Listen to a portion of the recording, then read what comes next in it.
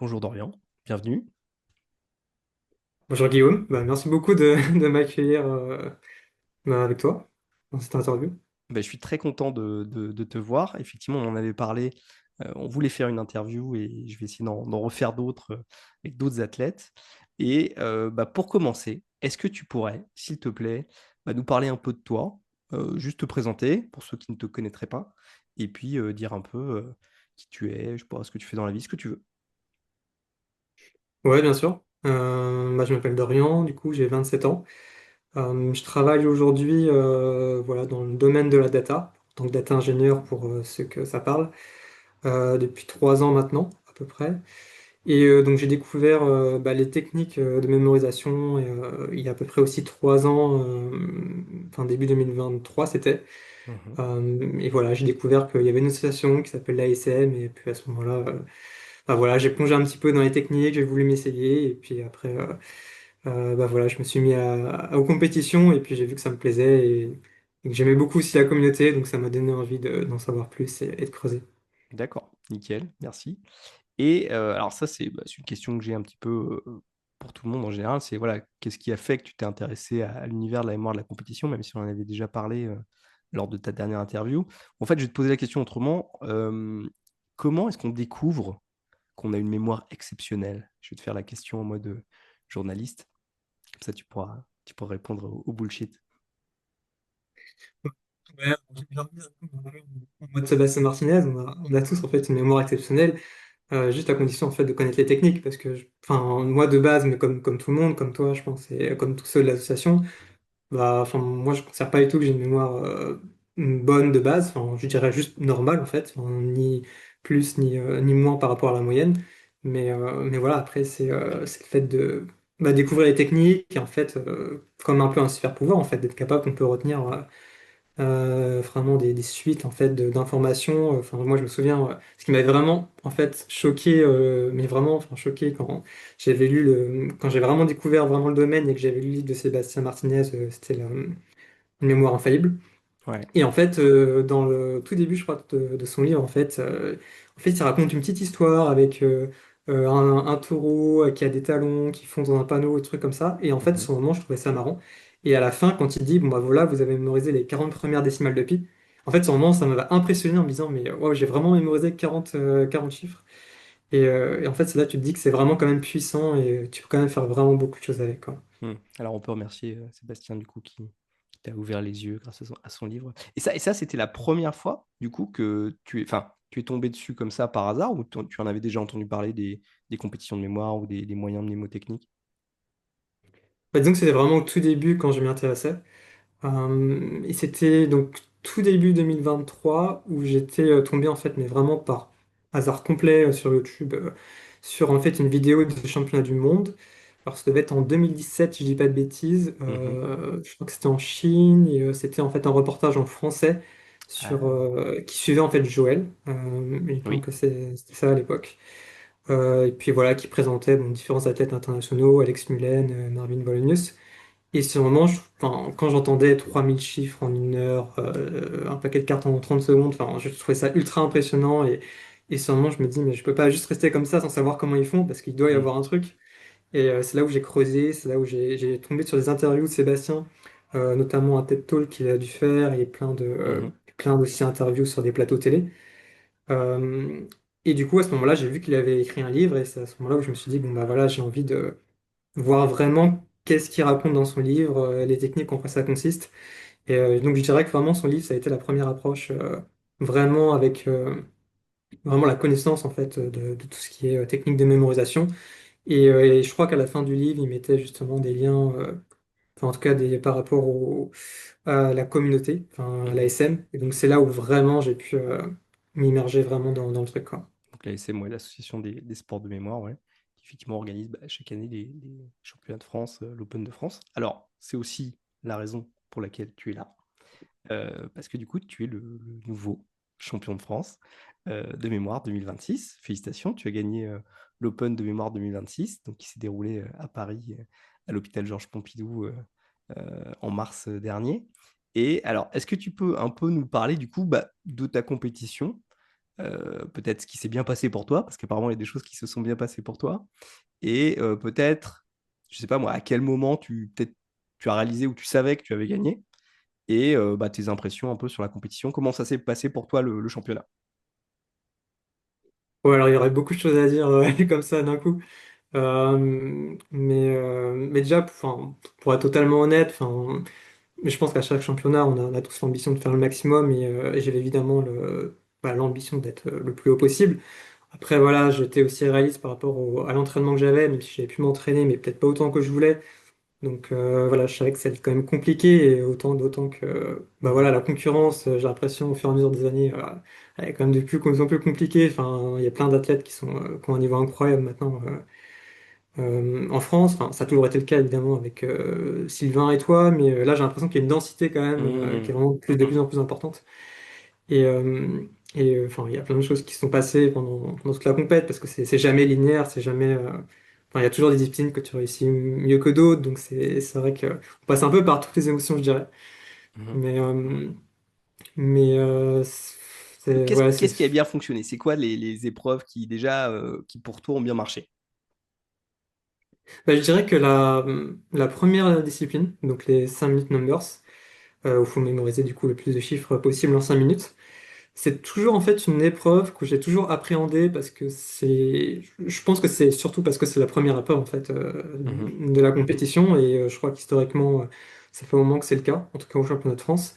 Et chaque année je sais pas pourquoi, mais j'ai toujours un blocage, mais voilà, je pense que c'est parce que c'est la première épreuve, que Mhm. c'est difficile de se mettre dedans, il y a du stress. Et l'année dernière, j'ai dû faire 80 à mon premier et deuxième essai. Et c'est vrai que c'est Wow. assez frustrant parce que tu as toujours l'impression que tu peux en fait mémoriser beaucoup. Mais voilà, la moindre erreur, en fait, ça te pénalise beaucoup. Et j'ai beaucoup d'impression là-dessus.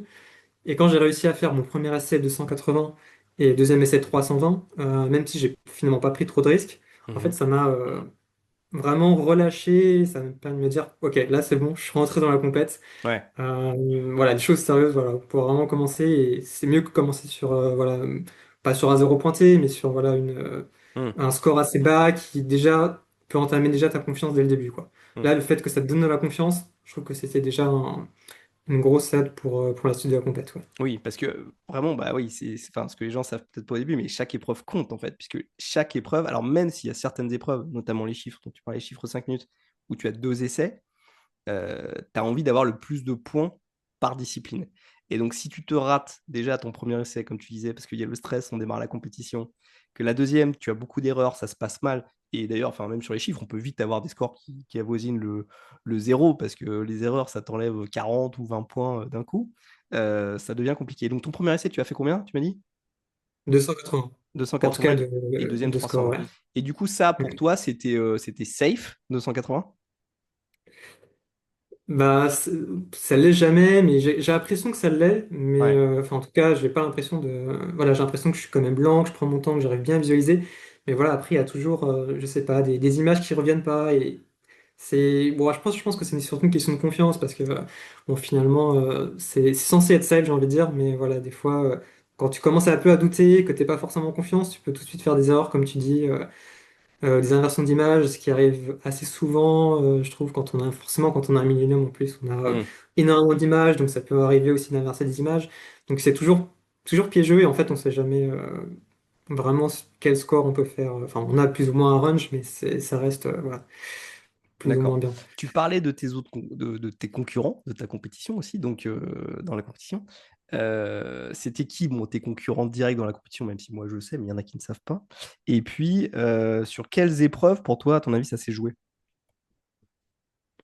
Bah, mes concurrents directs, bon, j'ai envie de dire bah, Nicolas Pomiès, hein, double champion de France. Je pense que voilà, ça suffit à expliquer un petit peu le profil et le niveau du gars. Et puis, bah, évidemment, on a aussi Nathan qui, maintenant, ça fait. Alors, il a commencé un petit peu, enfin, en plus, juste pour revenir avec Nicolas, enfin, ce qui est assez incroyable, c'est qu'on puisse commencer en même temps, vraiment, la Mhm. mémoire, on a découvert la technique en même temps, et ça fait depuis, du coup, 2023 que chaque année, on fait des compétitions ensemble et qu'on se mesure un peu l'un à l'autre. Donc, il y a aussi un petit peu une rivalité aussi, comme ça, on va dire indirecte. Et puis Nathan, lui, qui a commencé un petit peu après, mais qui progresse à une vitesse, moi je trouve ça incroyable, le niveau qu'il a atteint dans certaines disciplines. en si peu de temps, et qu'ils continuent à progresser, à changer de système pour essayer d'aller encore plus haut. Et, ouais, je trouve que c'est assez impressionnant quand même, franchement, le niveau qu'ils ont tous les deux. Mhm. Et du coup, tu me disais sur quelle épreuve ça s'est joué. Ben, en fait, j'ai envie de dire que, bon, enfin, vu en fait le résultat à la fin, enfin, tous ces jeux en fait sur toutes les épreuves, mais littéralement, enfin, Oui. avec Nicolas, on a que quelques dizaines de points de différence. Et même pour te dire, juste avant en fait la dernière épreuve des speedcards, c'était, alors peut-être même juste encore avant, c'était moi qui étais, non pardon, c'était Nicolas qui était en tête. Mhm. Juste après, et après l'avant-dernière épreuve, c'était moi qui étais passé en tête. Et après le premier essai des speedcards, c'était Nathan qui était en tête. Donc en fait, tout changeait, Waouh. le classement, jusqu'au dernier moment où ça s'est Ouais. décidé. Donc ouais, dans chaque épreuve, pour le coup, comptait, ouais. Ouais, c'est vrai, il n'y avait aucune certitude. Oui, parce que jusqu'au dernier moment, et en fait, la dernière épreuve, sur les speed cards, ça se joue. Et je crois, alors attends, j'avais noté, je sais plus, ça se joue. Je crois que sur la dernière épreuve des speed cards, si je dis pas de bêtises, merde, je sais plus. Ouais, il y a Nicolas qui fait 36-26, 36 secondes 26 pour un paquet de cartes.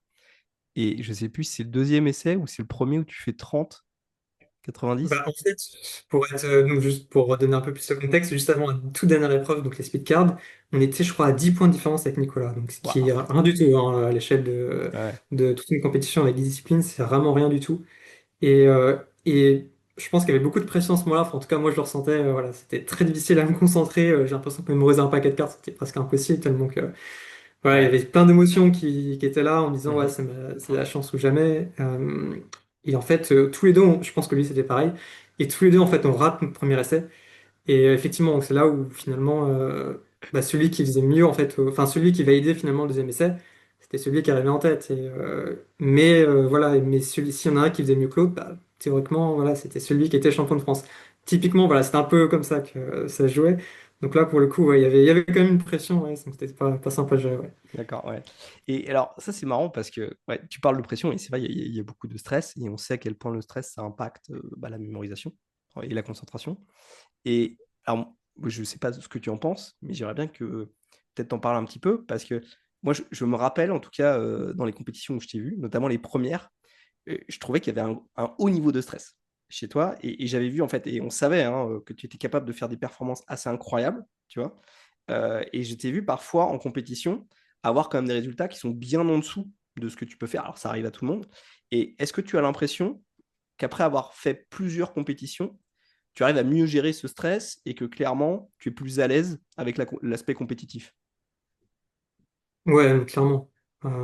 Clairement parce que, enfin, du coup, je vais pas, bon, je vais pas inventer quelque chose, mais en fait, le stress, que ce soit la première compétition ou la compétition de cette année, en fait, il est toujours là, il sera toujours là. Donc, en fait, la seule chose que tu as besoin, c'est juste de savoir finalement comment gérer ce stress-là. Parce que dans tous les cas, tu es obligé de faire avec.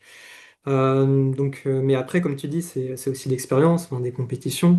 C'est vrai que la première fois quand je suis arrivé, bah, j'étais quand même très impressionné parce que bah, voilà, il y avait beaucoup de gens du monde entier, des internationaux, des gens qui étaient des champions du monde, des champions de France. Et je trouve que ça, enfin, en tout cas moi, ça m'avait vraiment impressionné au début, Mhm. pendant ma première compétition. Mais déjà pendant la première compétition, j'étais passé à côté de pas mal de disciplines la première journée, mais j'avais quand même réussi à mieux gérer quand même sur une deuxième partie de compète.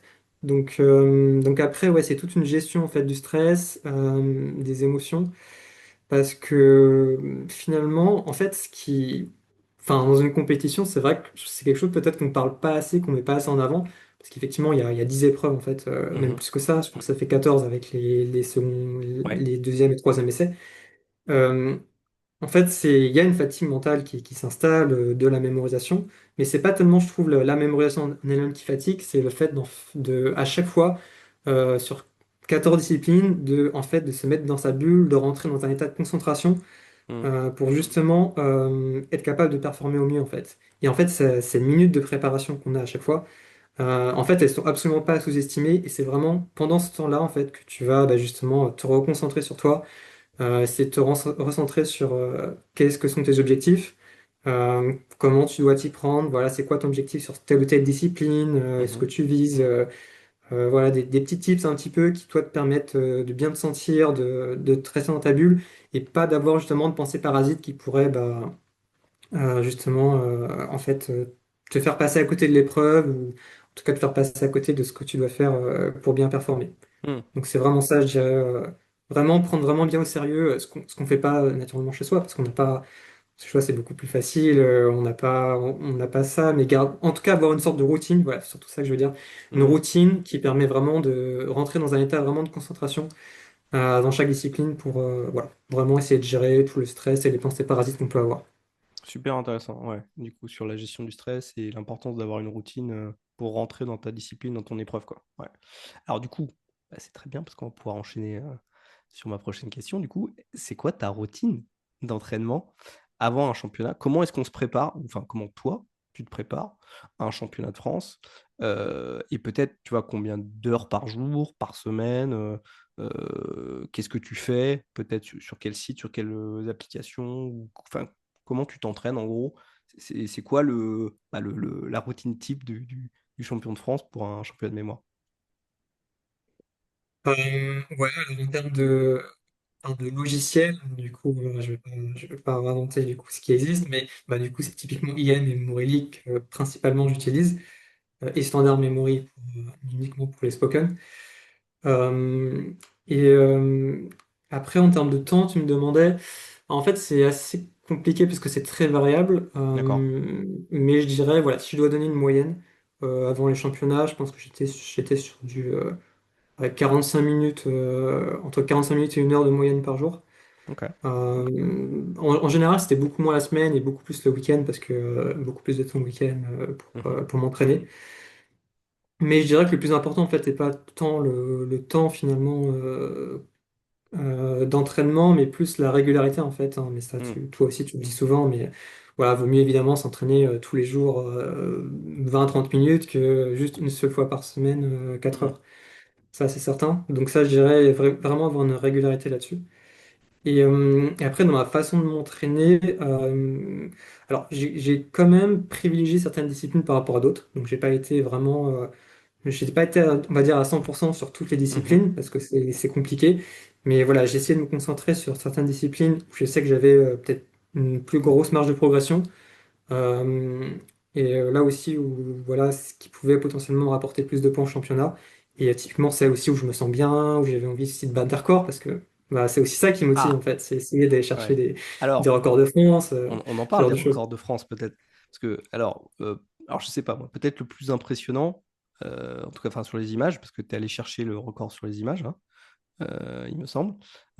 Cette année, ouais. 555 images en 5 minutes, sachant qu'avant, il était quand même à 547, je crois, qui était C'est encore ça, détenu par exactement. Yolan, je crois, Yolan Cohen, du coup, qui, ça faisait quoi? Ça faisait bien 5 ans, je crois que... Je crois qu'il avait 5 Ah ans, non, ouais, le record, il me semble. ouais, enfin un truc comme ça. Je sais plus, je suis plus sûr exactement. Et du coup, alors, ça, c'était un record que clairement tu voulais battre ou pas? Tu savais que tu allais le battre ou enfin, ou tu avais prévu de le battre ou tu essayais ou... Ouais, clairement, là, c'était. Bah, en fait, les images, c'était l'une des disciplines que j'ai le plus entraîné. Et peut-être juste pour te donner voilà, une petite stat, enfin, je peux même la faire à l'inverse, peut-être te faire juste deviner. Ouais. Euh, En fait, parce que du coup, je trace, peut-être qu'on en parlera aussi après, mais je trace absolument tout l'entraînement que je fais. Enfin, je note Hmm. ça sur tous mes résultats sur un fichier Excel. Et du coup, donc, j'ai mis été noté donc, tous les entraînements que j'avais fait sur les images. Alors, j'avais commencé vraiment à noter c'était si je dis pas de bêtises, en octobre ou novembre 2023, Mhm. jusqu'à du coup au championnat. Et voilà, est-ce que toi, par exemple, tu aurais juste une idée comme ça sur du coup une période d'un peu plus de 2 ans, allez, 2 ans et demi à peu près, combien de parties d'images que j'ai pu faire sur IM? Voilà, juste. Sur 2 ans et Bon, c'est demi très difficile, hein. C'est très sur difficile IAM, à estimer, mais. bon, alors, à mon avis, tu t'entraînes quand même pas tous les jours, mais te connaissant, c'est possible que tu en fasses plusieurs. Oh, allez, je sais pas, je vais dire, je sais pas moi, déjà si tu en faisais 300-400, ça me paraît beaucoup. Je suis en dessous de la Ouais, c'est ce réalité, que tu dirais. non? Ouais, bah, t'es plus dans la fourchette, ouais, je suis à 375. Ok, Ce waouh. qui fait une moyenne de, j'ai calculé, donc environ 13 parties par mois, en gros, d'images. Donc ça prend 5 minutes plus 20 minutes de récolte. Ouais, c'est 25 au Euh, total, quoi. donc c'est vraiment une discipline que j'ai vraiment charbonnée, hein, clairement. Ok. Mais enfin, je le dis bien parce que justement, des fois, on peut se dire, ah, j'aimerais bien faire, je sais pas, 400, 300, 400, 500 images, mais en fait, c'est possible, hein, mais il y a énormément d'entraînement derrière pour y Hmm, arriver, déjà. Et du coup, je savais exactement bah, combien je faisais à l'entraînement. Et en fait, c'était même, je savais, voilà, en gros, même la probabilité hein, que j'avais de battre le record de France, d'accord. qui était en fait de environ une chance sur cinq. Ok. Par rapport à ce que je faisais en entraînement. Et en fait, typiquement, en entraînement, j'étais, allez, donc la majeure partie du temps, donc 3 fois sur 5 entre 500 et 550 à peu près. Ok. Une fois sur 5 un peu en dessous des 500, vers 480 à peu près, et du coup une fois au-dessus de 550, donc au-dessus du record de France. Donc je savais un petit peu les probabilités que Waouh. j'avais, qui n'étaient pas du coup en ma faveur. Mhm, Donc je savais que ça allait être très compliqué de battre le record de France, mais voilà, il y a toujours possibilité. Une chance sur 5 c'est pas nul, hein, mhm, mais voilà, aussi là où ma stat était un peu biaisée aussi, c'était que bah, quand je suis à l'entraînement, enfin, je me pousse pas mal, alors que le jour du championnat, je l'ai un petit peu lentement. J'essayais vraiment voilà, de plus sécuriser en termes de score. Je pense que c'est mhm. ça aussi qui m'a permis de augmenter un peu les probabilités en ma faveur le jour de la compète. Donc D'accord. je savais que je pouvais battre le record, que c'était une possibilité, mais voilà, c'était loin d'être fait. Et, Ok. euh, et au moment où j'ai vu que j'étais juste quelques images, puis quelques points finalement, parce que c'est très proche des lancers records. Mais, Ouais. mais ouais, j'étais vraiment Bah, très très content. c'est incroyable parce que déjà, ça fait plaisir parce qu'on voit que l'entraînement, ça paye et que il y a ce côté. Bah, bien sûr, tu es content déjà pour tes points de compétition, mais c'est vrai que le fait de battre un record national, je pense, quel que soit le record en fait, parce que à chaque fois, bah, c'est clairement une fierté parce que tu perces, enfin, oui, tu abats un mur, tu dépasses la frontière et tu remets la barre encore plus haut. Et puis, même au niveau national. Et alors, si je dis pas de bêtises, c'est pas juste. Enfin, c'est encore national, certes, mais alors, bon, oui, il faut voir parce que peut-être les statistiques sur le site de l'IM sont pas tout à fait à jour, mais je crois que ça va être le quatrième score mondial en fait. Tu vois, ça remet aussi en perspective. C'est pas rien. C'est vraiment un très très très beau score. Cool. Est-ce qu'il y a d'autres, peut-être plutôt records personnels aussi que tu as battus ou juste des records tout court dont tu es fier? Je crois que je bats 5 ou 6 records personnels, je crois, sur la compète. D'accord. À vérifier. Mais ouais, tout à l'heure, tu me parlais aussi de ouais, le fait que, bah voilà, aux premières compétitions, j'étais souvent en dessous de mes scores que Hmm. je fais, mais je pense pas forcément avoir été bien meilleur en fait en termes de performance enfin, Mhm. sur les précédentes compètes, mais après, ouais, il y a la gestion du stress, mais il y a aussi, en fait, bah forcément, enfin, c'est ce qu'on dit tout le temps, hein, mais le jour de la compète, tu feras toujours moins bien que ce que tu fais Mhm. effectivement à la maison. Et pour moi, en fait, le meilleur moyen, enfin, tu peux évidemment, il y a comme je disais, expliqué tout à l'heure, essayer de gérer son stress et tout, c'est important pour essayer d'optimiser tes scores. Mais en fait, tu as aussi la solution, mais qui paraît évidente, mais en fait, juste augmenter ton niveau moyen, en fait. Et c'est ça qui va te permettre tout simplement d'augmenter aussi les scores Hmm. que tu fais en compétition.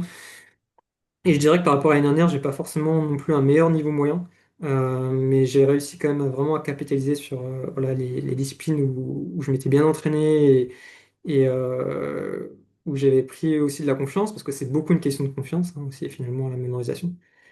Et ouais, du coup, tu me parlais ouais, donc, des autres disciplines. Donc, alors, il y avait les spoken numbers que j'avais énormément entraîné. Pareil. Bon, en fait, je dirais même qu'il y avait, voilà, de manière générale, il y avait 3 épreuves où je prétendais, on va dire, à un record de France. Ouais. Donc, les images, les spoken numbers et les speed cards. Bon, les spoken numbers, ça s'est pas très bien passé, en tout cas par rapport à ce que je faisais à la maison, mais Ouais. voilà, après, il n'y a pas de regret sur le moment parce que je fais un très bon premier essai en fait où je mémorise en fait, j'ai les 100 premiers chiffres, enfin les 100 Mhm. chiffres parce que c'est limité à 100 pour le premier essai, Ouais. et, euh, et en fait, j'ai toutes les images qui me reviennent, et sur le moment, je me sens vraiment bien, je me dis, voilà, tout est clair dans ma tête. Je le sens bien, quoi. Et en fait, j'ai dû faire à un moment donné juste une petite erreur d'écoute vers le milieu. Je crois que j'avais entendu 119 au lieu de 116, quelque chose comme ça. Ce qui fait que j'ai que 40 finalement de score enfin une quarantaine sur l'épreuve, alors que finalement j'avais tout le reste. Donc c'est très frustrant et c'est vrai qu'après sur la deuxième et troisième essai, bah, j'ai pas réussi à faire aussi bien et j'avais beaucoup, enfin la fatigue en fait, parce que c'est forcément la dernière Hmm. aussi de l'épreuve de la journée, donc là je sentais que voilà, ma concentration commençait aussi à décliner beaucoup.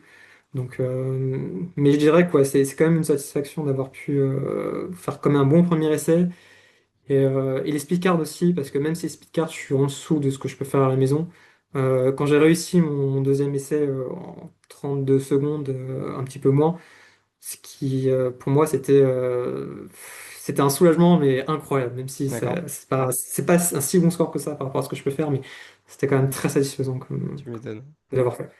Ok. Ah, incroyable. Super.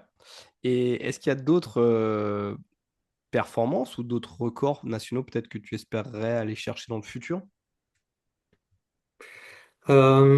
Bah, du coup, comme je le disais, les Spoken, pour moi, Mhm. ça reste un objectif, même si Nathan, il a augmenté du coup le record aussi. Il y a combien là actuellement? Je crois qu'un peu au-dessus de 120, je ne saurais pas dire exactement, D'accord. mais dans Ouais, ces eaux-là. ouais. Je crois que c'est 126, mais je n'ai pas envie de dire Ouais, de ouais, je crois bêtises. aussi que c'est 126, mais ouais. Mais voilà, après, je sais qu'à l'entraînement, enfin, moi, je m'entraîne à, à suivre plus de 300 spoken. Enfin, tu vois, je me lance 300 Waouh. spoken, même des fois, même 360. Et alors, au-dessus de 300, ça commence à être un peu dur. Mais voilà, 300, j'ai quand même beaucoup d'images qui me reviennent et j'ai toujours quelques trous. Mais Ok. alors, sans chercher à vraiment avoir 300 sur 300, mais en tout cas, j'arrive à suivre voilà, 300 spoken et je sais qu'en ralentissant, j'arrive quand même à être encore plus précis enfin, pas en ralentissant parce que du coup, le rythme ne dépend pas de toi, mais en tout cas, en réduisant finalement le nombre de spoken que tu écoutes, j'arrive quand même à maximiser mon score. Donc, je sais que je peux quand même aller chercher beaucoup plus que ce que j'ai fait en compétition jusqu'ici. Mais voilà, ça reste aussi le barème, enfin, c'est ça, de Hmm. l'épreuve reste quand même très strict. Donc effectivement, tu peux aussi très bien performer, mais finalement ne pas être récompensé parce que tu fais une petite erreur au Hmm. début. Donc ça reste quand même compliqué. Mais après, dans les autres, en fait, de manière générale, je pense que j'ai envie de dire que toutes les épreuves de chiffres, j'aimerais bien aller chercher des records, parce qu'aujourd'hui, Ok. c'est Sylvain qui les a quasiment tous, en fait, C'est vrai. les records de chiffres, les records nationaux en tout cas. Donc, je pense qu'il y a quelque chose à faire là-dessus, même s'il les a bien poussés. Voilà, Ouais, j'aimerais bien Sylvain, voilà, avoir d'autres noms que Sylvain Arvilleux dans les scores de de chiffres. chiffres. Ouais, j'aimerais bien. Le GOAT, ouais. Ok, d'accord, bah c'est vachement ambitieux. Respect. C'est tout ce qu'on te souhaite. Est-ce que très rapidement, peut-être, juste un petit rappel, et peut-être ça a changé depuis 2 ans, est-ce que tu peux nous dire quel système, du coup, peut-être de palette tu Ouais. utilises, quel système de chiffres, même si tu as déjà dit, je crois, Millennium, et peut-être de cartes, et peut-être est-ce que tu as des méthodes un peu spécifiques, tu vois, peut-être tu peux nous dire comment toi tu mémorises les spoken ou les binaires, ou voilà, très rapidement, enfin. Ouais, alors, j'ai pas vraiment de méthode spécifique par rapport à d'autres. Mais du coup, sur les chiffres, je suis sur un donc, au Millennium PO. Mais du coup, comme depuis maintenant, ça fait 2 ans que je l'ai, et voilà, même s'il est quand même assez flexible, mais voilà, globalement, c'est du PO, donc voilà, quasiment, enfin, je Personnage fais 2000 objet, images en hein, gros. C'est exactement, ouais, personnage ouais. objet. Euh, et sur les cartes, je suis sur un PAO. Donc voilà, ça fait longtemps que voilà, j'ai l'idée peut-être de switch sur un système à 2 cartes, mais en fait j'ai toujours l'impression que le PO ça Hmm, fonctionne très bien et en fait je me dis bah pourquoi changer quelque chose qui fonctionne? ça a l'air. Donc pour le moment voilà, je suis sur un PO pour les cartes et PO pour les PO minimum pour les chiffres. D'accord. Ah, ok. Et du coup, en termes de palais, par exemple, tu as combien de palais rapidement? Enfin, pour une compétition, parce que même, je pense que tu en as peut-être plus. Euh, Ouais, alors c'est très difficile à répondre à cette question parce que j'en ai Ok. vraiment beaucoup. Et en fait, Ah. c'est la taille de mes palais varie énormément en fait. Mhm. Enfin, que ce soit pour les speed cards ou, je sais pas, les chiffres longs, c'est pas du tout la même taille de palais. Enfin, les chiffres longs, je crois que ça doit faire par exemple 240 Loki mon palais, enfin, ce qui est Waouh. quand même assez énorme. Et à peu près pareil pour les cartes longues. Mais si je devais noter une estimation. Ouais, je pense que j'en ai bien 25-30 palais, je pense, moi au D'accord. total. Facile, je pense. Ok. Et ton plus grand palais, par exemple, il fait combien de lieux? Tu disais 240 ou? Ouais, c'est celui-là, bah, effectivement, ouais, 240. Et ça, c'est un palais? C'est 240. c'est un endroit qui existe ou? Ouais, tout à fait. En fait, c'est ma ville natale, en fait. Même si finalement, je me balade un peu plus loin que ma ville natale, finalement.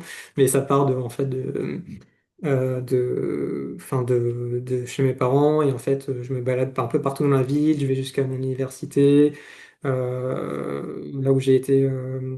pendant 3 ans. Enfin, et du coup, Ok. ouais, donc c'est vraiment toute une construction. Donc c'est un peu un même palais, même si je me téléporte par Mhm. moment, mais voilà, ça reste un seul et unique palais finalement.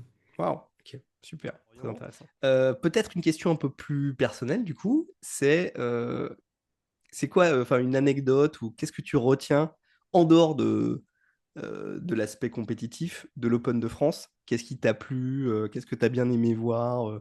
Qu'est-ce que tu as kiffé, quoi? Pendant l'Open de France, je dirais.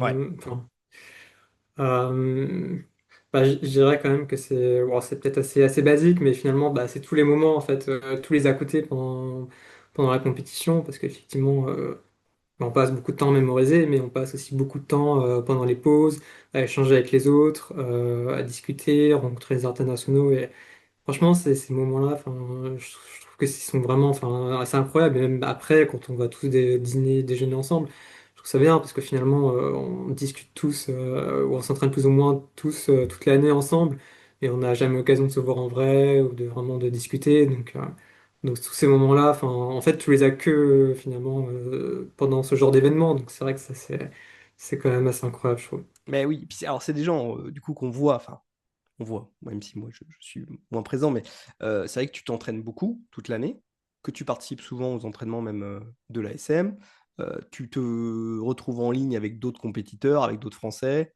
pas que d'ailleurs, et vous vous retrouvez régulièrement, une fois par semaine, et puis toi-même, je sais que parfois vous faites des sessions d'entraînement, donc c'est vrai que, et c'est toujours en ligne, donc c'est vrai que c'est chouette aussi de se voir un peu en personne, en chair en os.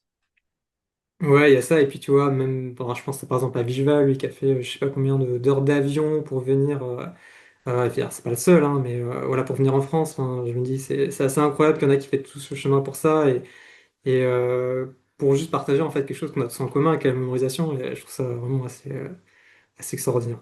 C'est vrai que c'est un open, et comme tu l'as dit, il y a des compétiteurs internationaux. Tu as des gens qui viennent, alors parfois bon, d'Espagne, de Suisse, d'Angleterre, d'Allemagne, ok, mais il y en a aussi qui viennent d'Australie, d'Inde, ouais, ouais, C'est ça ça. c'est, ou des États-Unis, ouais, c'est assez bluffant, quoi. Moi je suis toujours impressionné de voir qu'il y a des athlètes qui sont prêts. Et puis bon, on a quand même eu un champion du monde, une fois de plus, qui vient, qui fait des performances incroyables. Donc ça c'est quand même super.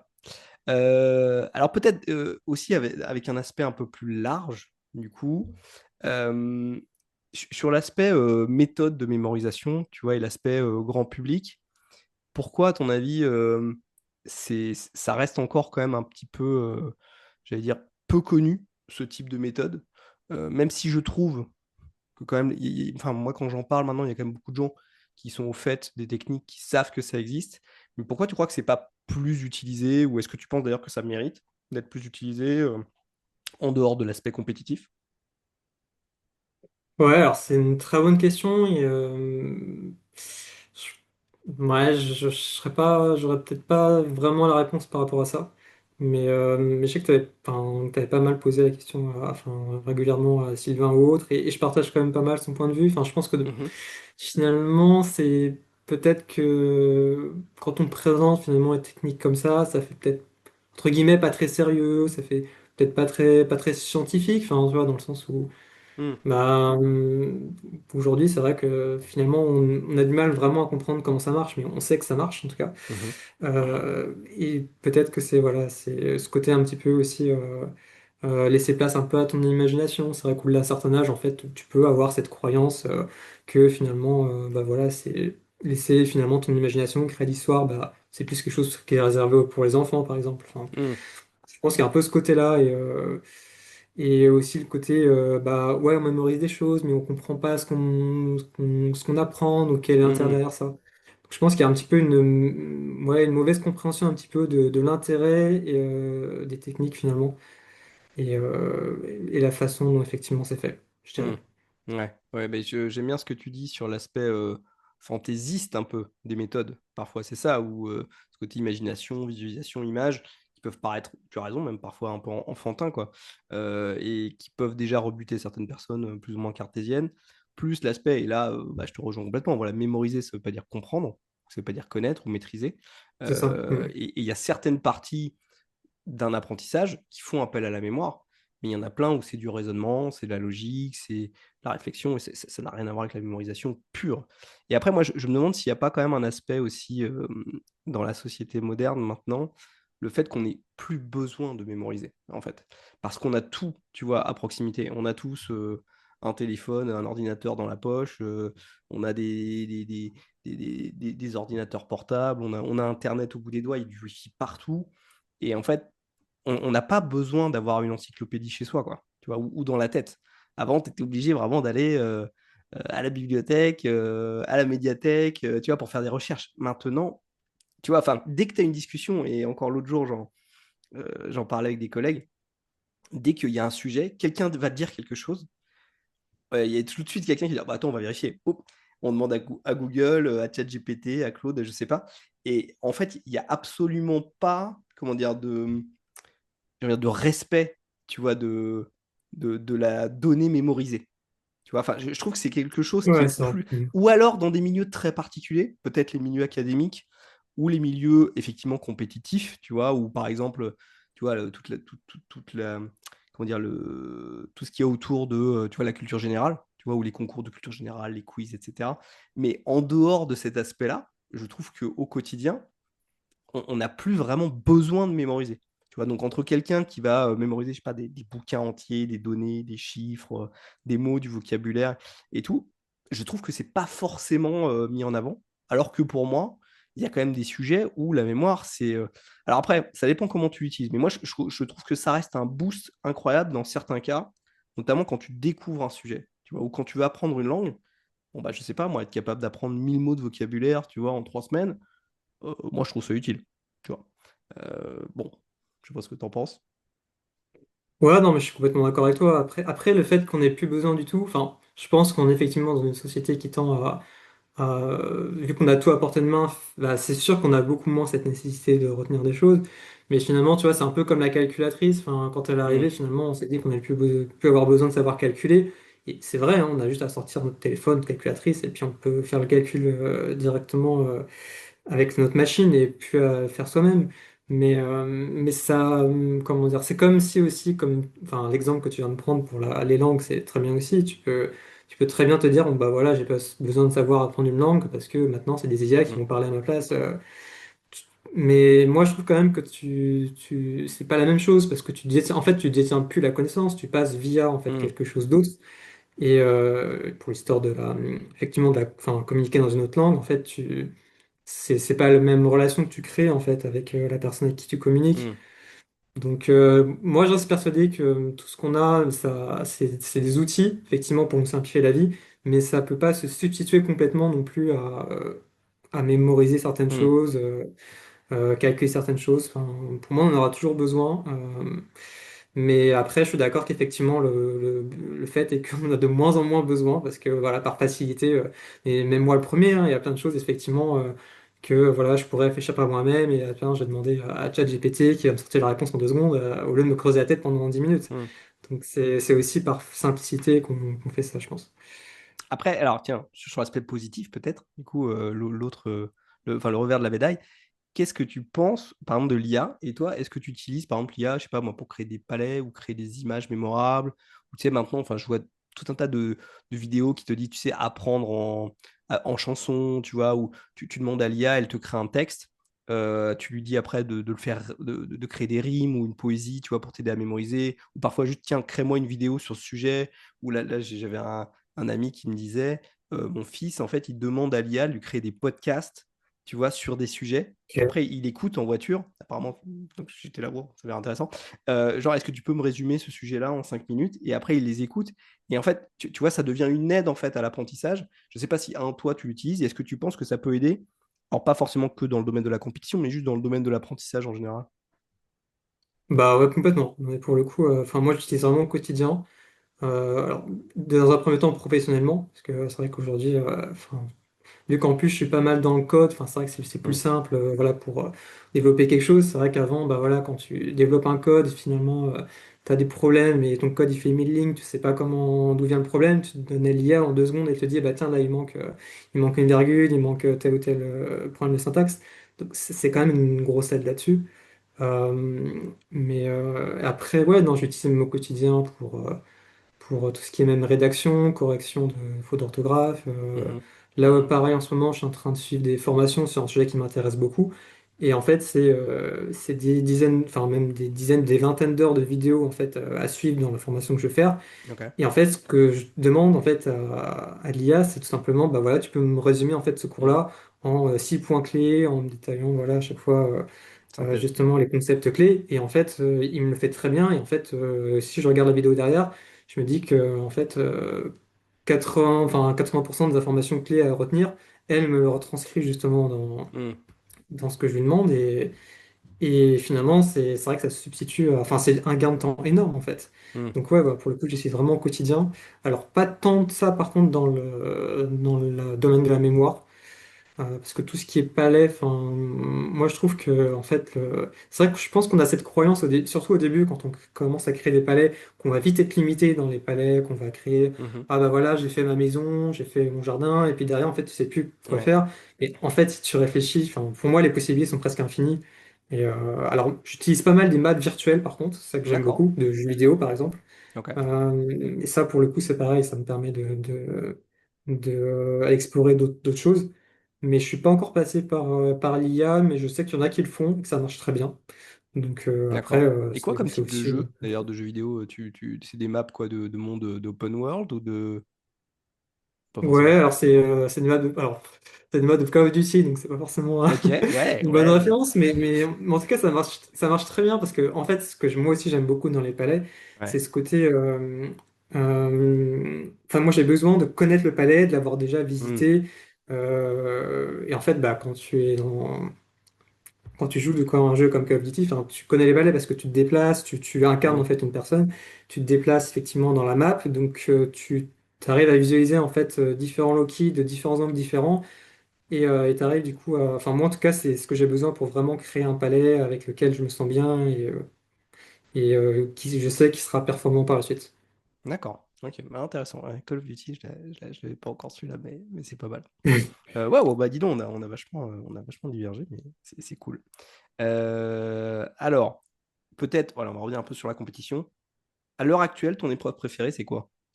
On reste sur les images ou les cartes, non? Euh, j'ai envie de dire les Spoken Ah parce ouais? que alors Ah, je m'attendais historiquement pas à c'était pas ça. Ouais, bah justement, bah, historiquement, c'est pas celle qui me m'attirait le plus, on va dire, parce que j'ai eu en plus beaucoup de mal aux premières compétitions au Spoken. Mhm. Mais je trouve ça, je sais pas, très, très satisfaisant de. En fait, ce qui est bien avec les Spoken, je trouve, contrairement aux autres épreuves, en fait, c'est que bah, dans toutes les épreuves, tu dois toujours aller le plus vite possible. Mhm. Et il y a toujours ce côté un peu frustrant parce que des fois, tu vas vite, mais tu formes pas forcément bien tes images et tout. Alors qu'en fait, au Spoken, moi, j'ai quand même l'impression, enfin, peut-être à partir d'un certain niveau, évidemment, mais que tu as le temps, en fait.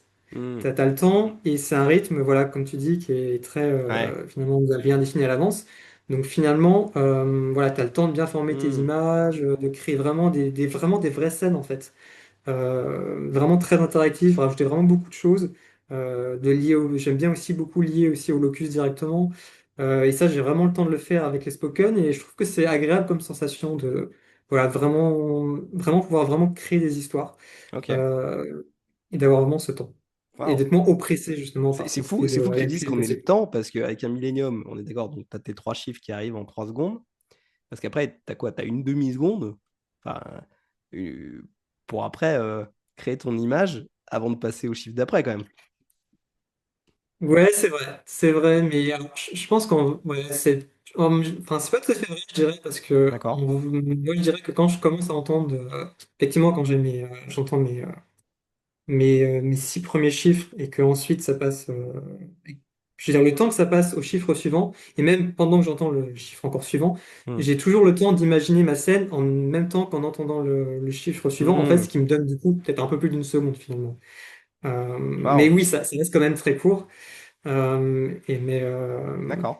mais après, bon, c'est avec l'entraînement et tout que finalement, voilà. Mais c'est particulier comme les Spoken, parce que tu peux quand même aller très vite sur les Ouais. chiffres effectivement écrits. Si t'as pas l'habitude de visualiser en même temps qu'en écoutant, enfin, c'est un exercice très particulier en tout cas. Incroyable. Ok, d'accord. Et alors, juste pour info, est-ce que à l'entraînement, tu t'entraînes à une vitesse supérieure à celle de un chiffre par seconde ou non, tu restes à un chiffre par seconde? Ouais, ouais, complètement, je le fais. En fait, je fais plusieurs choses. Mais oui, enfin, ça fait partie de mes entraînements, effectivement, d'augmenter la vitesse. Alors, des fois, ce que je fais, c'est juste du drills, donc juste écouter, en fait, comme ça, enfin, pendant Mhm. 10 15 minutes, en fait, en mettant en x1,5 par exemple. Waouh. Donc Ouais. après, je m'embête pas pour la restitution. Juste essayer justement de me forcer à À visualiser? créer mes images le plus rapidement possible, c'est ça. D'accord. Visualiser et tout de suite, j'ai l'image, hop, qui pop-up, hop, je fais mon interaction, je passe à la suivante. Si je me perds à un moment donné, c'est pas grave, je me reconcentre ensuite. Hmm. Après, ça m'arrive aussi maintenant sur Standard Memory, je crois qu'ils ont fait je sais pas s'il était avant, mais j'ai remarqué ça que récemment. Tu peux vraiment faire l'épreuve pareil en mettant plus vite. Donc je le fais des fois en x1,25, donc ce qui est un petit peu plus lent qu'1,5, D'accord. mais plus rapide que juste en normal. Où là, vraiment, je m'entraîne vraiment à faire la discipline. Alors, je ne mémorise pas beaucoup, hein, c'est peut-être qu'une centaine finalement de Spoken, Mhm. mais quand même en plus rapidement que la normale, ce qui me force du coup quand même voilà, à créer mes images le plus rapidement possible. Hmm. Waouh. Ok. Impressionnant. Et alors, bon, je vais forcément te poser la question. L'épreuve que tu aimes le moins, peut-être pas que tu détestes, mais. Euh, ouais, alors j'hésite entre deux, mais Ouais. bon, même entre trois, Ouais, vas-y, dis-nous. mais non, j'ai envie de dire les noms à visage quand même. Ok. Quoique. Bon, allez, si on fait en dire une, allez, je vais dire ça là. D'accord. Ok. Et Euh, pourquoi? c'est pas forcément. Enfin, pour le coup, j'ai pas vraiment de critères objectifs à ça, mais c'est plus dans le sens où j'arrive pas trop à progresser sur cette discipline Hmm. et je trouve qu'elle est assez. Ouais, enfin. Ouais, non, j'allais dire un truc, mais finalement, c'est même contre-intuitif. Mhm. Ouais, je sais pas. Enfin, moi, je pense que je dirais que les épreuves à système, c'est peut-être plus celles qui me parlent directement. Hmm. En plus des images, j'aime beaucoup. Euh, je sais pas, les non-visages, je trouve que enfin, c'est comme une épreuve très stimulante parce que finalement, ça te fait appel beaucoup à ton imagination. Donc, j'aime Ouais. beaucoup ce côté-là. Mais, euh, mais je sais pas, il y a un côté où. Ouais, je serais pas à l'expliquer, mais c'est Hmm. un peu, un peu rébarbatif peut-être un petit peu, Ouais. mais En tout cas, bon. enfin, je te rejoins sur un truc, c'est-à-dire que les noms, les visages, c'est une des épreuves pour moi qui dure à entraîner. Tu vois, effectivement, comme tu n'as pas de Ouais, système, tu peux pas vraiment rationaliser ton entraînement. Tu vois, en disant, bah, je vais aller plus c'est ça. vite ou il faut que j'améliore la qualité de mes images, puisqu'en fait, et notamment, en fait, comme en compétition, c'est toujours des sets de données différents, contrairement à Memory League, par exemple. Je suis d'accord, je trouve ça très dur de progresser sur cette épreuve-là. Je suis assez d'accord. Et je trouve aussi que tes résultats peuvent dépendre énormément du set de données que tu vas obtenir. Tu vois, si tu as des noms qui te parlent ou qui te parlent pas, ou des visages qui te parlent ou qui te parlent pas. Et je la trouve particulièrement difficile. Et je pense que tu n'es pas le seul. Ouais, et puis bah, typiquement, comme tu dis, effectivement, les épreuves à système, bah, tu sais que si tu vas améliorer tes systèmes, bah, tu vas forcément progresser dans la discipline. Ce qui du coup n'est pas le cas pour les non-visages. Donc ouais, c'est pas évident de progresser C'est dans vrai. cette discipline. Alors si, ça je voulais en parler aussi. Du coup, est-ce que tu as des objectifs, peut-être perso, même si on en a déjà un petit peu parlé. Alors peut-être pas forcément de record, si tu veux, ou de performance, mais plutôt est-ce qu'il y a d'autres compétitions auxquelles tu aimerais participer, d'Europe, du monde, ou juste déjà, est-ce que tu seras là au prochain Open? On espère.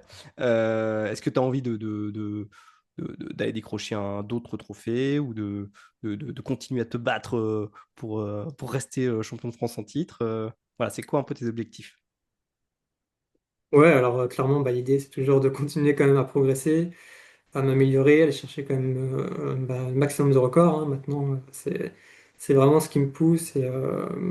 Parce que oui, enfin évidemment aussi, voilà, évidemment envie de conserver aussi mon titre, essayer d'aller le plus loin possible dans chaque compétition.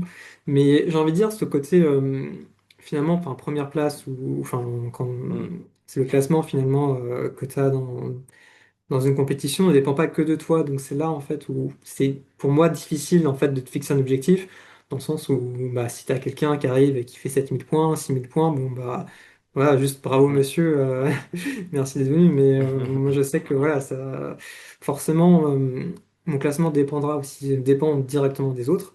Alors que c'est vrai que finalement, les scores que je peux faire dans certaines disciplines, et notamment les records que je peux battre, alors il peut aussi dépendre des autres, évidemment, si les autres le battent, mais j'ai quand Mm. même peut-être plus de...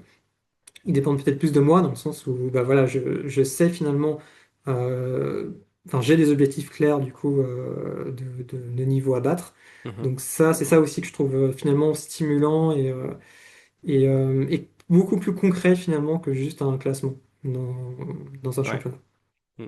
Alors, et je te rejoins complètement sur l'aspect aussi, ça dépend de qui participe à la compétition, parce qu'effectivement, On est d'accord. du coup, ça peut être plus ou moins difficile. Maintenant, il reste que c'est toi qui étais le meilleur lors de l'Open de France 2026, et donc c'est toi le champion de France en titre.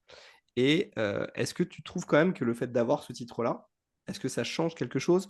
Peut-être déjà, un, pour toi, deux, en termes de perception des gens, peut-être des attentes, tu vois, et est-ce que peut-être ça met peut-être, je sais pas, un peu plus la pression, ou est-ce que du coup ça te motive encore plus? Tu vois, est-ce que ça change quelque chose quand même, le titre ou pas? Ouais, d'un point de vue personnel, bah, je dirais que c'est déjà dans un premier temps, mais ça paraît évident, mais déjà une énorme satisfaction.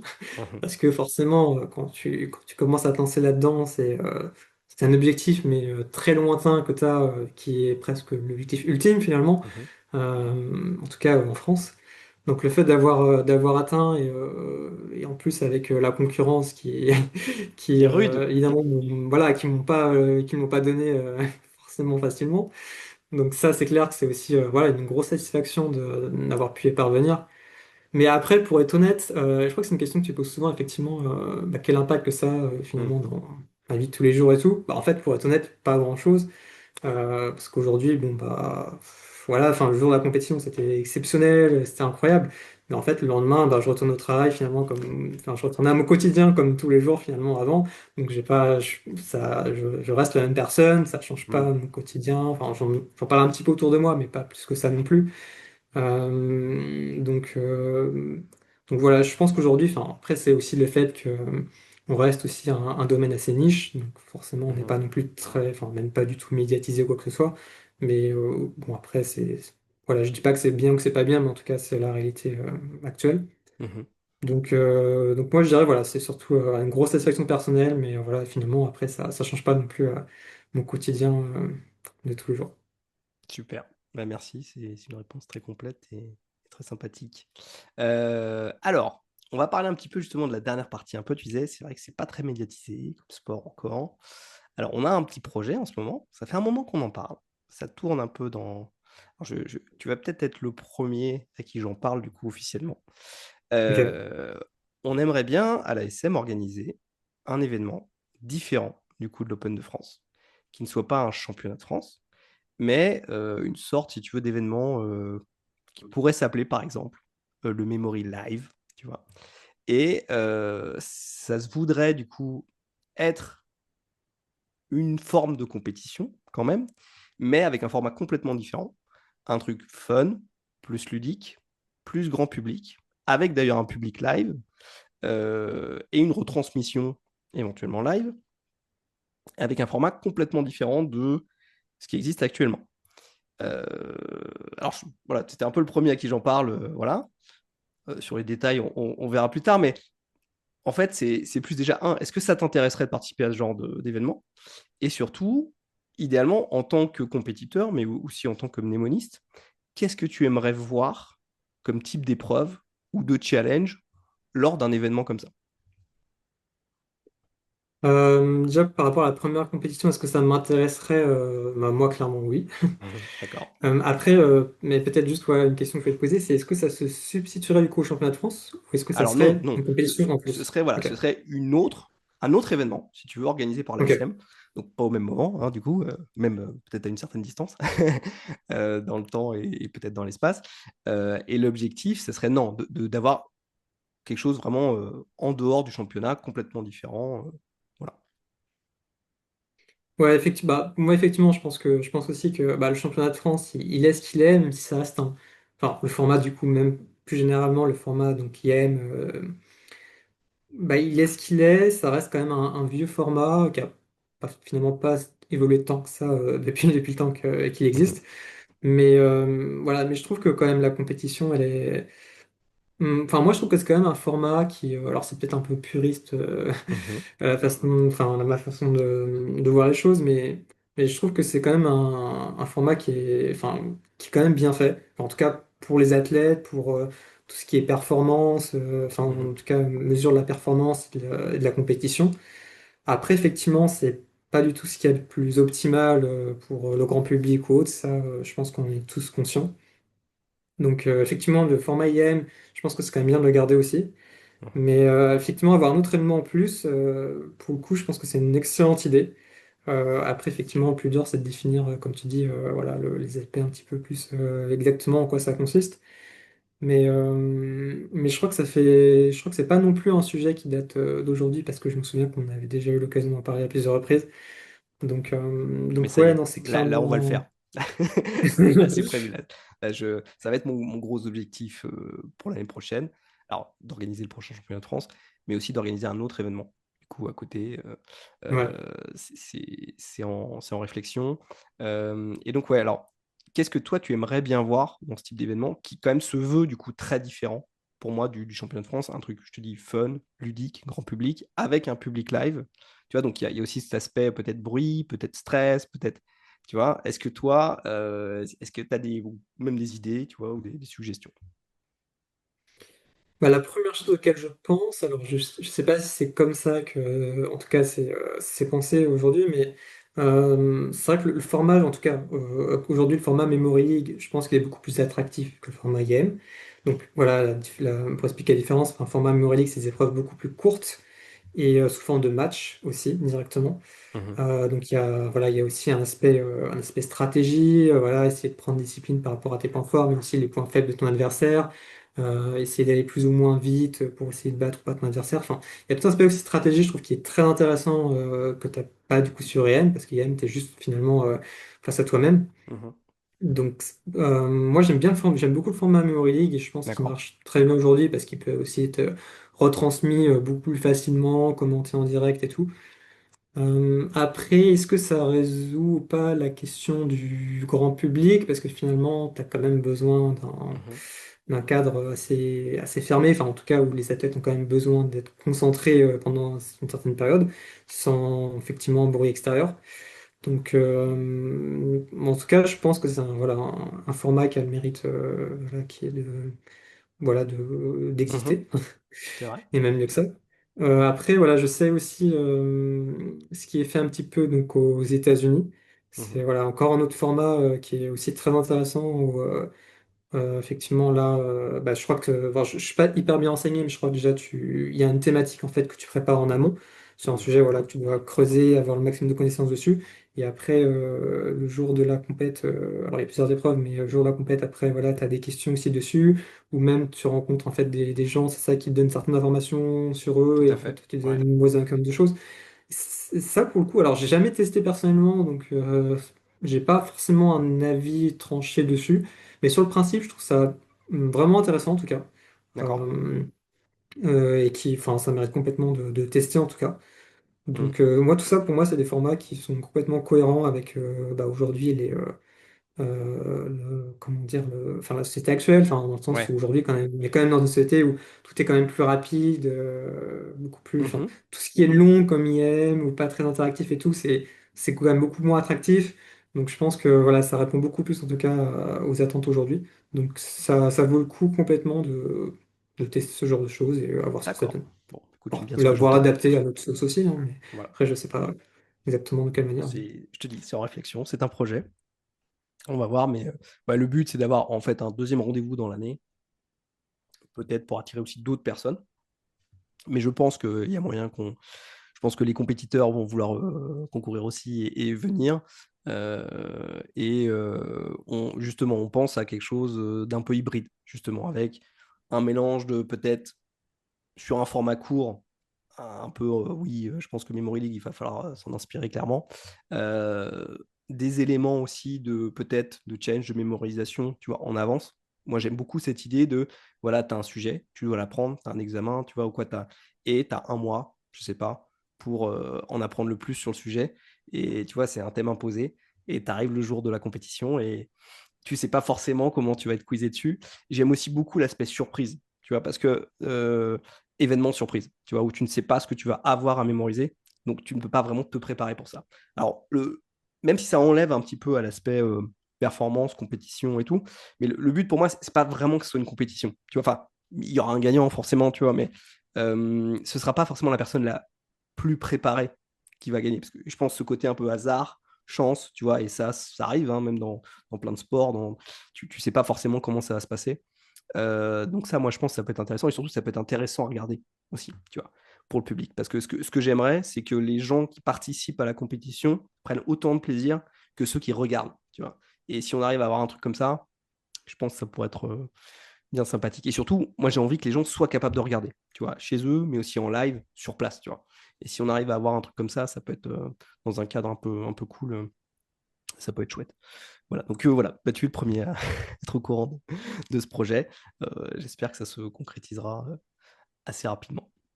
Ouais, Bon, et puis comme tu dis, vas-y, dis-moi. c'est Ouais. beaucoup plus concret. Enfin, c'est vrai qu'effectivement, bah, les gens, quand ils voient mémoriser des séries de chiffres ou de cartes, bah, forcément, il y a l'intérêt, souvent de l'utilité derrière. C'est souvent enfin, ce qu'on entend, les retours qu'on a. C'est très bien, mais à quoi ça sert dans la vie de tous les jours? C'est vrai que c'est toujours la question, bah, effectivement, ça n'a pas d'utilité directe. En tout cas, la façon dont on les applique en compétition, après, c'est derrière, c'est justement le fait de développer en fait les techniques où on sait comment les appliquer et on sait les adapter finalement à ce qu'on veut mémoriser. Mais c'est vrai que finalement, ces sujets-là, c'est vrai que c'est peut-être beaucoup plus concret, je pense, comme tu dis, au public. Hmm. Ils voient ces choses-là, ça redistribue aussi un petit peu les cartes entre les compétiteurs en disant, bah voilà, c'est pas forcément celui qui mémorise le plus vite, mais celui qui applique le mieux les techniques pour mémoriser le plus d'informations possible Mhm. finalement, et qui Ouais. va savoir aussi mieux le restituer le jour de la compétition. Et c'est vrai que c'est, bah voilà, pour la personne qui voit ça, bah, en fait, elle s'intéresse à comment marchent les techniques, en fait, elle se rend peut-être compte qu'elle aussi, elle peut le faire directement. Donc, c'est vrai que c'est beaucoup plus concret et je pense que c'est un très bon moyen justement de beaucoup plus démocratiser en fait les techniques et, euh, et de pas rester un petit peu dans ce truc un peu niche, un peu bourrin, un peu bête de foire même, tu vois. Enfin, Oui, oui. c'est vrai que ça, c'est l'image malheureusement qu'on peut renvoyer qui est due aussi un peu au format même de la compétition, hein, Hmm. mais bon, c'est un peu dommage, c'est vrai, c'est sûr. Ok, bon. Bah super, merci pour ton enthousiasme et ton ouverture, Dorian. Est-ce que tu as une dernière chose à dire, le mot de la fin, peut-être un message à tes concurrents, Alors souvent j'ai quelque chose à dire, mais c'est vrai que j'étais pas préparé à la ou un question. conseil à ceux qui veulent, je sais pas, participer au prochain championnat de France, ou à ceux qui aimeraient, je sais pas, avoir des records comme toi, ou devenir peut-être un jour champion de France, ou qui juste qui réfléchissent à peut-être, tiens, est-ce que moi aussi je pourrais participer à un championnat? Euh, Bah, la première chose que j'ai envie de dire, c'est bah, en fait quand on se lance en fait dans la mémorisation, enfin, et en fait peu importe l'objectif qu'on a, enfin, le plus important en fait, c'est surtout trouver du plaisir finalement dans tout ce qu'on fait. Tout à l'heure, je parlais effectivement de mon entraînement d'image que j'ai fait, mais en fait, si j'étais toujours, enfin, faut que ça reste quand même un plaisir, parce que si Hmm. c'est pas un plaisir, en fait, bah, derrière, finalement, je pense qu'il n'y a pas forcément de progression ni de résultat derrière. Donc, voilà, voilà, tout ce qu'on fait, et peu importe l'objectif qu'on a, faut que ça reste un plaisir. Et, euh, et donc, c'est le premier conseil que je donnerais. Mhm. Et autre chose auquel je pense, mais du coup ça vient directement aussi à ce que tu proposais juste avant en Mhm. termes d'idées, ce qu'on aimerait aussi beaucoup faire avec certaines associations, c'est aussi faire beaucoup plus d'événements en fait en présentiel, parce que j'ai l'impression que c'est quelque chose qui est très demandé. Alors pas forcément sous forme de compétition, hein, ça peut juste être des ateliers par exemple, ou ce genre de choses, mais Mhm. en tout cas des choses qui sont beaucoup plus ouvertes au public, où les gens peuvent se retrouver, parce que se retrouver, voilà, je l'expliquais avant, on se retrouve une fois par an pour pour les championnats de France, ce qui est très bien, mais en fait, ça reste bah, très ponctuel, et une fois dans l'année, c'est quand même pas beaucoup. Donc, et le fait aussi d'essayer d'organiser plus d'événements comme ça en physique dans l'année, que ce soit pour des championnats officiels ou autres, enfin, peu importe en fait le Mhm. format ou ce qu'on fait, ça peut aussi être voilà, une façon aussi voilà, de découvrir les techniques ensemble, d'échanger, parce que finalement, enfin, moi, c'est un peu la chance que j'ai eue au début, c'est bah, tout de suite, en fait, voilà, il y avait certaines personnes qui étaient déjà là depuis un moment, qui connaissaient bien les techniques, qui ont tout de suite pu bah, voilà, m'accompagner, me dire voilà, ce qui marche pas. Mhm. Là, je suis bloqué, comment est-ce que je peux faire pour casser ce palier et pour apprendre telle ou telle chose. Et en fait, c'est là où en fait, le retour des gens est aussi extrêmement important et que tu peux pas avoir si tu es tout seul finalement chez Mm. toi, derrière ton écran, essayer de mémoriser comme tu peux. Mais voilà, il y a toujours des choses effectivement que tu peux pas avoir tout seul, où tu as besoin aussi Mm. d'échanger et d'avoir du partage avec les autres. Super. Bon, bah, je crois que ce sera le mot de la fin. Dorian, du coup, bah, prenez du plaisir quand vous mémorisez ou dans tout ce que vous faites et un peu plus d'événements en live de la communauté. Bon, bah, c'est cool. C'est ça. En tout cas, c'est l'objectif, hein. Après, voilà, on va essayer de pousser ça à fond Yes. du mieux possible. Bon, bah, merci beaucoup, Dorian, et je te dis à très bientôt. Bah, merci à toi, Guillaume. Salut. Salut.